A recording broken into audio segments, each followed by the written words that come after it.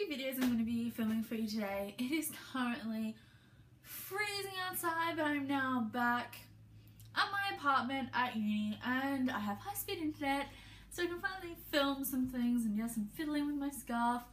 I'm sorry, but I was trying to find something warm to wear this morning and my wardrobe is not prepared. Winter came upon me too suddenly, which is what practically every Australian ever says. But so today I'm going to be filming two videos. This is the first one, obviously, you are watching it. And it is a book haul. But it's a special book haul. I filmed one of these last year because every year in my hometown-ish area, it's not really my hometown, it's about 2 hours away from my hometown, but it's on the drive between my hometown and uni. There is a book fair which sells really cheap discount books to raise, like, donated books, like people donate books to the CFA, like the Country Fire Authority, like the fire brigade in the local area, and they sell them on for really cheap to raise money for the fire brigade.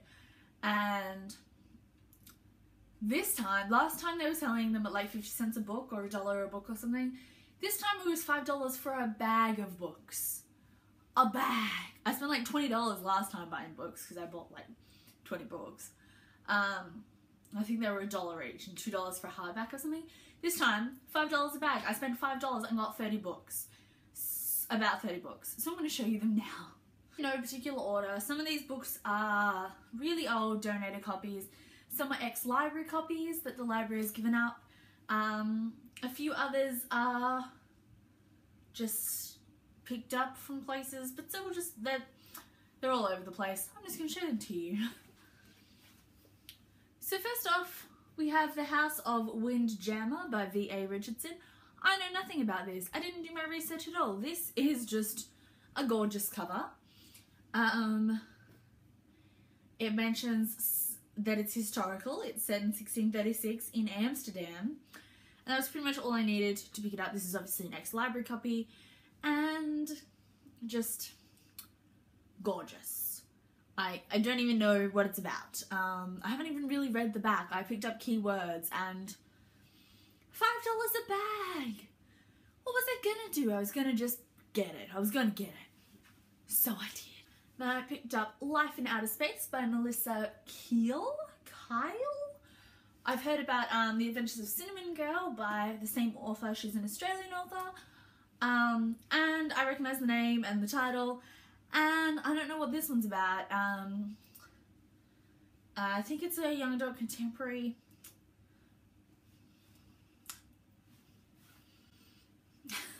Then I picked up The Other Bolingo by Philippa Gregory. This is, everyone's heard of this, I feel like, part of the, it's part of a series. What's the series called? I don't know. It's a series set around the Tudors. This one's obviously the one that was made into the famous movie with, is it Eric Bana and Scarlett Johansson and Natalie Portman, I think. And I haven't seen the movie. But I love historical fiction. And I have some other Philippa Gregory's floating around, so I'm definitely going to give this one a try. Then I picked up Love Albury by Suzanne Lafleur. I either own this already, that I picked up super cheap, or I saw it but couldn't pick it up, or I saw it at the library once. I remember seeing this. If I did pick it up, I picked it up as an ARC a long time ago, but didn't get a chance to read it. And I, like, through work, I can't remember reading it. So I picked it up and I can't remember having it on my shelf either. So I did pick it up. I assume I don't have a double of this. I assume it was one that I didn't get a chance to take, or I didn't take for whatever reason. But, so I got that. It's, I think it's a middle grade, like, sad, or like young adult, but like young adult sad contemporary. Then I picked up Infernal Devices by Philip Reeve. I have seen this around. Oh, I'm so hopeless today. It's obviously because I just picked these up on whims, you can tell. I've definitely seen this around. I think I've seen a few other people read it as part of their syllabus for different stuff. I just saw it and it looks right up my alley. I think it's like steampunk, young adult stuff. So why not? Why not? Then we have HHHH, I think so, by Laurent Binet. This is an adult historical fiction set in the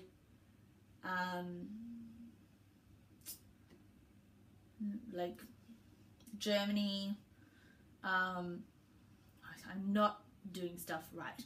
Third Reich kind of stuff. Prague, Czechoslovakia, the SS, all that, Gestapo, that kind of stuff. Historical fiction, wartime. Literally, I am there. I had heard of this already, that's why I picked it up.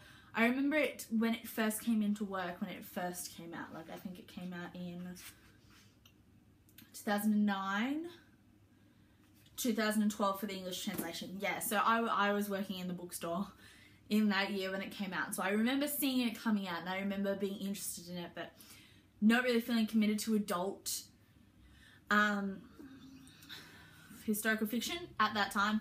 But 25 cents, like I divided the amount of books I bought by the $5 bag that it cost me. And it was like 25 cents a book. Why not? Then I picked up The Right 3 by Brett Blue Balliot with work by Brett Helquist. Brett Helquist is obviously the guy that does a series of unfortunate events, I think. Is that right? He does a series of unfortunate events. Is that the art I'm thinking of? I think so. And so he also does a bunch of other stuff. I'm trying to think of them. I remember seeing Jesse the Reader talk about him, I think. And this is the third book in the series. The first one, I can't remember what the series is called, but the first one's called Chasing Vermeer. I read that a long time ago.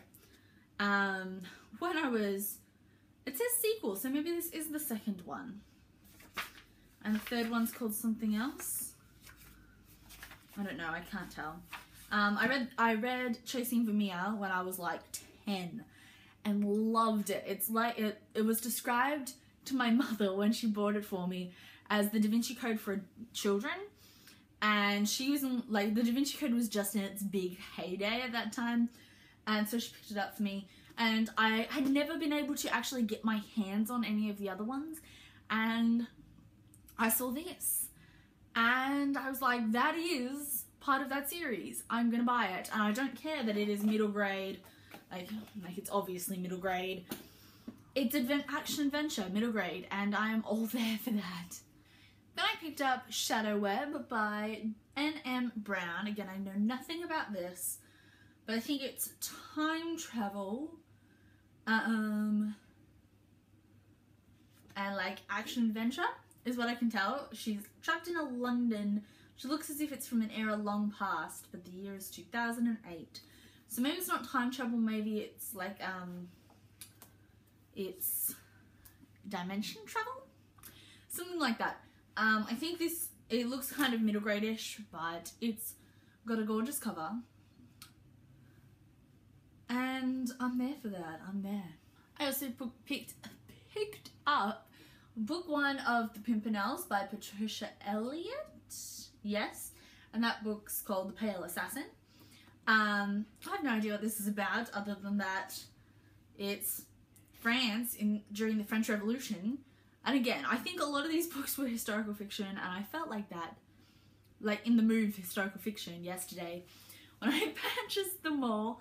And so they were the ones that stuck out to me, and I really know nothing about it other than that French Revolution. And finally, we have a whole nother stack. Oh my god, Cara. Then we have Devil's Beat by Robert Edrick. This, again, looks like historical fiction, but this is a crime novel, I'm pretty sure. Maybe science fantasy. It implies, like, maybe it's just, like, thriller. It is surely a simple case of hysteria. 4 young women allegedly witness a terrifying apparition while walking in the woods. Has the devil really revealed himself to them? Are they genuine victims of demonic possession? Or, as most suspect, is their purpose in claiming all of this considerably more prosaic? Fascinating to me. Already, I want to read this. And then we have South of Darkness by John Marsden. This is actually a new release. I was very surprised to see it there. It's the newest novel by John Marsden. He's an Australian author that normally writes historical fiction, action, adventure.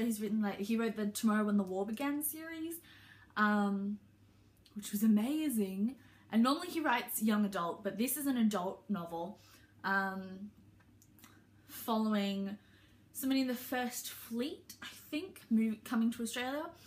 And originally I kind of brushed this off when it first arrived. Like, it's only like, I think it got published earlier this year, I think in like February or something. If even that. Oh, it says 2014. It must have been end of last year.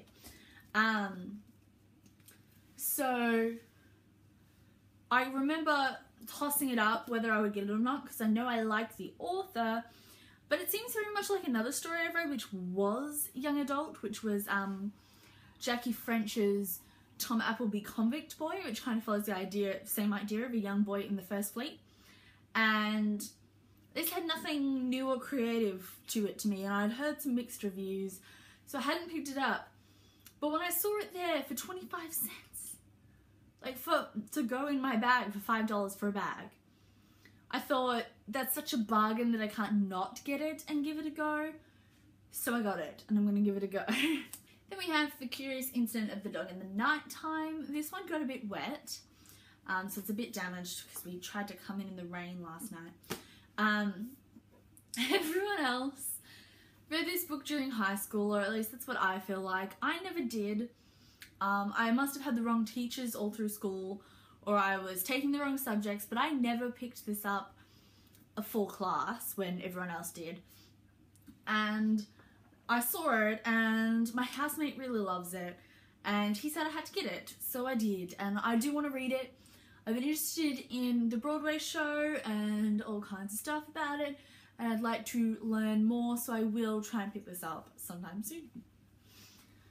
And then we have Stormfront by Jim Butcher. This is the first book in the Dresden Files. I also found there like the 11th book, but I didn't pick that up, thinking it was a bit dumb, seeing as I don't have any of the others, but this is book 1. And this is like fantasy crime thriller, from what I can tell. I always thought it was a crime thriller. I was so confused as to why I was in the fantasy section. But then I read a short story from this series, and oh man, it is definitely fantasy, but it's definitely also like Buffy style fantasy. That's what I call it, like that kick-ass kind of style. And I know Buffy wasn't obviously the like pioneer of that style, but that's what it always makes me think of. And so seeing as the first one was there, I thought I would just pick it up and give it a go, because it seems right up my alley, or at least the short story did. I also picked up Foundling by D.M. Cornish. This is the first book in the Monster Blood Tattoo series. This was real big when I was a kid, and I never read it. I don't know why. A lot of my friends were really into it, but I never got there. And I thought I would just pick it up and jump into it and have a go and see what I liked. This is like middle grade fantasy horror is what I always thought it was, but I honestly don't really know. But I would definitely give it a try. I have heard it's really good. Then I picked up a copy of Switched by Amanda Hocking. This is like a teeny tiny, they call it, like exclusive to Dolly, like came with the magazine. I assume exclusive preview copy for Dolly. I don't know, like, I picked up, last time I picked up one of these exclusive for Dolly books, and I just, sure, I'll read it at some point. I have heard mixed reviews about books by Amanda Hocking, but this is the first one in the Trill series, which has been getting okay reviews. so I thought I would give it a go. Then we have King Dork by Frank Portman. Honestly, the only reason I got this was it was blurbed, because it was blurbed by John Green. Back in the day, like author of Looking for Alaska written there, so that was obviously back in the day. This came out in 2006, and it just looks fun. I don't know anything about it. I assume it's contemporary. Sure. Okay. Cool. I'll read it at some point. And 26 cents, like, it looks like it's nicely set out too. No chapters, but cool set out. I'll read this at some point. Then we have Dark Hearts of Chicago. This was a uncorrected proof, but when you see something there, you just grab it. And it's like Chicago World Fair reporter. Looks a little bit burlesque on the cover. The Victorian heyday in all its squalid detail. The first novel in a darkly gripping new series. So it's dark. It's historical fiction, Chicago, and obviously the 20s-ish or something like that. I'm all there for that. That ticks all my boxes. I don't know much about it, but it ticks all my boxes. Oh, it's by William Horwood and Helen Rappaport. And then we have the Demon's Lexicon by Sarah Rees Brennan. I'd heard about this, but I'd never actually seen it in stores because, I don't know. But Sarah Rees Brennan is friends with Cassandra Clare and Holly Black and that group of people. And she's co-written some of the short stories for Cassandra Clare, and I enjoyed those and her writing style, which obviously she's mimicking Cassandra Clare there. But I've heard it's really good, so I thought I would give this one a go.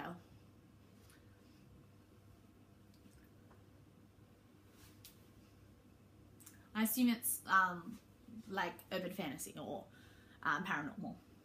And then finally this time we have Everybody Sees the Ants by A.S. King. Everyone raves about A.S. King. I haven't actually read any of her stuff yet, but this one is supposed to be really good. I think it's about bullying and